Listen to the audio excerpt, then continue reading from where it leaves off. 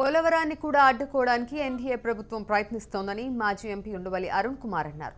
రాజ్యసభలో శుక్రవారం ప్రసంగించిన కేంద్ర మంత్రి అరుణ్ జైట్లీ ఒడిశా సభ్యుడికి ఇచ్చినటువంటి సమాధానంలోనే పోలవరం భవిష్యత్ కనిపిస్తోందన్నారు.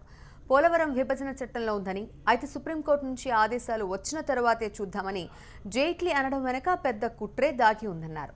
ఏపీ అభివృద్ధికి 18,000 కోట్లు రావాల్సి ఉంటే 2,000 కోట్లు మాత్రమే కేంద్రం విధులిచ్చిందని ఉండవల్లి మండిపడ్డారు. స్పెషల్ కేటగిరీ స్టేటస్ గొడవలో పడిపోయి నిన్న ఎవడో వాచ్ చేసినా సరిగ్గా రిజిస్టర్ అవ్వలేదు.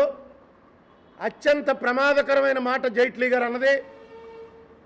ఒరిస్సా సభ్యుడు చేసినటువంటి కామెంట్ మీద స్పందిస్తూ ఏం చేస్తాం, పోలవరం యాక్ట్లో పెట్టారు, అది మేము చేయక తప్పదు.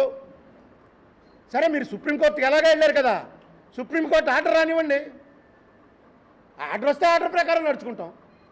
నిన్న రాజ్యసభలో ఆయన అన్నమాట, పోలవరం ఆఫ్ చేయడానికి కూడా కుట్ర జరుగుతుంది, ఒరిస్సా వాదనలో మేము ఒప్పుకుంటున్నాం, పోలవరం కట్టడానికి వీలు లేదు అని ఇస్తే ఆనందపడే పరిస్థితిలో ఉన్నాడు జైట్లీ గారు. చంద్రబాబు నాయుడు గారికి అర్థం అవ్వలేదా? అర్థమై కూడా అర్థం అన్నట్టుగా నటిస్తున్నాడా?